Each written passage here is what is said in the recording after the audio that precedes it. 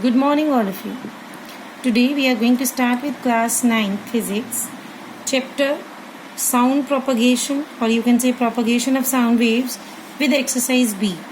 This was the only portion which we have left with. So today we are going to start with the infrasonic, sonic and ultrasonic frequencies. As in the previous exercise I have discussed with you that audible range of human being, audible mean hearing range, that up to how much frequency a person can hear. In the previous exercise we have discussed about the vibrations produced by the different sources or different methods, and in that number of vibrations per second I have told you the definition of frequency. What was frequency? Number of vibrations in 1 second. I have told you on that day that a human being is able to hear the sound which is vibrating 20 times in a second till the vibrations of 20,000 times in a second. So this was the human's audible range. So audible range of human is 20 hertz to 20 k hertz. K means kilohertz. So you can write it as 20 hertz to 20 k hertz, or you can write it as 20 hertz to 20,000 hertz. So this is the frequency which a human being is able to hear. So similarly, this frequency is of human, and other animals are having different frequencies. It is already mentioned on your book at page number 184, object and their frequency range of hearing and speaking. So for example, bat is 10 hertz to 100 kilohertz, cat 80 hertz to 60 kilohertz, dog 20 hertz to 50 kilohertz, dolphin 200 hertz to 150 kilohertz, grasshopper 90 hertz to 1 kilohertz, human 20 hertz to 20 kilohertz. So this was the human's audible range. So now we are comparing the human audible range with the other frequencies. So this was the initial step, or this was the range in which the human is going to hear frequency. So it means it is no doubt that frequency is less than 20 hertz are also there, and frequency more than 20,000 is also there. So the frequency range which is less than frequency, human frequency, and which is more than human audible range, that frequencies are having different names.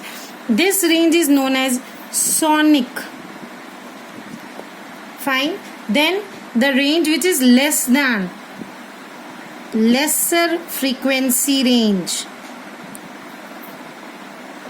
So the frequency which is less than 20 hertz, that is known as infrasonic. And the range which is more than 20,000 hertz, which a human can't heard it, that frequency range is known as ultrasonic. Word sonic indicates the sound, and infra means less frequency, ultra means more than the given frequency. So the range which is less than the audible range, or which is less than sonic range, is known as infrasonic, and the range which is more than the audible range of a human is known as ultrasonic waves. So here we are having the definitions regarding this. The sound frequency of range 20 hertz to 20,000 hertz, or you can say 20 kilohertz, is called the sonic or audible sound. The sound of frequency less than 20 hertz is known as infrasonic or simply infrasonic, while the sound of frequency greater than 20 kilohertz is known as ultrasound or ultrasonic. So this was the definition or all the three. Hence you have to underline it, you have to learn it very well. So now animal can produce, I have already told you the different frequency range which is given in this box on the right hand side column of page number 184. So rather than or other than humans, animals also have the range of their hearing and speaking that are given over here. Now we are going to find out what are the uses or what are the application of ultrasound. As we know from the definition that what is ultrasound? the range of frequency which is more than 20 kilohertz. We call it as ultrasound or ultrasonic. You are very familiar with the word ultrasound. आप लोगों ने कई बार सुना होगा what is ultrasound. वो range, for example if you have any infection in your stomach or if you want to have any queries regarding your body which is creating problem, for example your kidney problem is there, your stone problem is there, or stomach infection is there, so for that purpose you doctor mostly prescribe you to go for the ultrasound and then bring the report, and according to that they will prescribe you the medicines.